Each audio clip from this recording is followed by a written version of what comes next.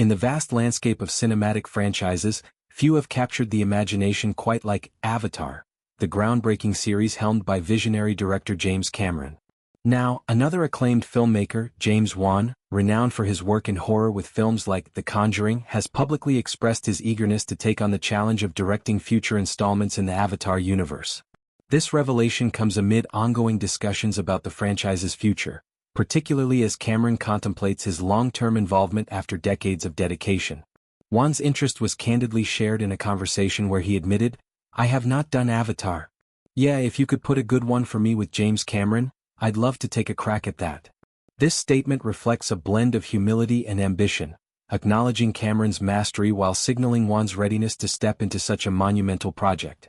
Known for his ability to craft immersive worlds, whether through supernatural scares or action-packed sequences, Wan sees Avatar as an opportunity to explore new creative territories.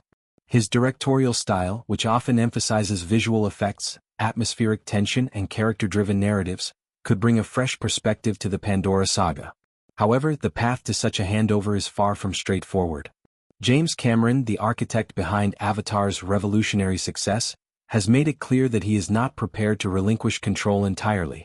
When directly asked if he would entrust the franchise to another director, Cameron's response was unequivocal: absolutely not. This firm stance underscores his deep personal investment in the series, which he views as an extension of his artistic vision. He elaborated that there would never be a scenario where an Avatar film proceeds without his close production oversight. For Cameron, the franchise represents more than just movies. It's a culmination of innovative technology, environmental themes, and storytelling that he has pioneered.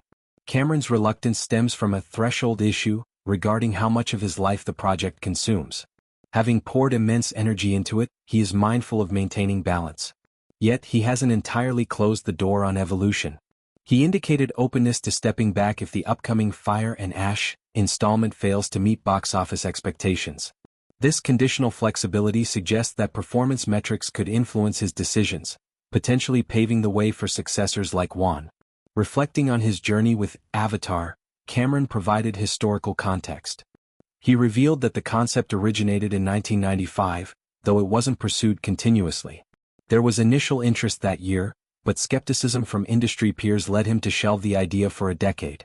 Serious development resumed in 2005, marking the beginning of a 20-year immersion in what he calls Avatar Land.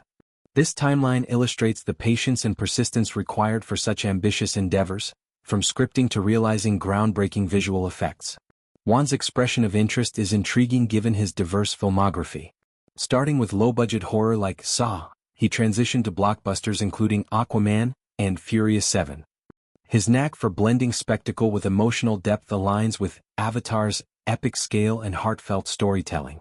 Directing Avatar would allow Wan to delve into science fiction, expanding his repertoire beyond horror and action. Collaborating with Cameron could be a dream scenario, perhaps involving mentorship or co-production to ensure continuity. Cameron's protective stance is understandable. Avatar revolutionized cinema with 3D technology and motion capture, setting records with its 2009 release. Sequels like The Way of Water continued this legacy, emphasizing themes of ecology and indigenous rights. Handing over such a property risks diluting its essence, which Cameron has safeguarded meticulously. The mention of Fire and Ash as a potential turning point adds suspense. If it underperforms, Cameron might reassess, saying, "If this is where it ends, cool." This pragmatic outlook balances passion with realism, acknowledging that audience reception drives franchises. Wan's crack at that comment hints at innovative ideas he might bring. Perhaps infusing subtle horror elements into Pandora's mysteries or enhancing underwater sequences, drawing from Aquaman. His experience with ensembles could enrich character interactions among the Nausicaa. Cameron's history with Titanic and other hits shows his commitment to innovation. Writing Avatar in '95 amid doubt highlights his foresight. The 10-year hiatus allowed technology to catch up, enabling the film's visual feats. For Wan, this interest could spark discussions in Hollywood, positioning him as a contender for big franchises. Meanwhile, Cameron's openness to ending on a high note if needed demonstrates maturity.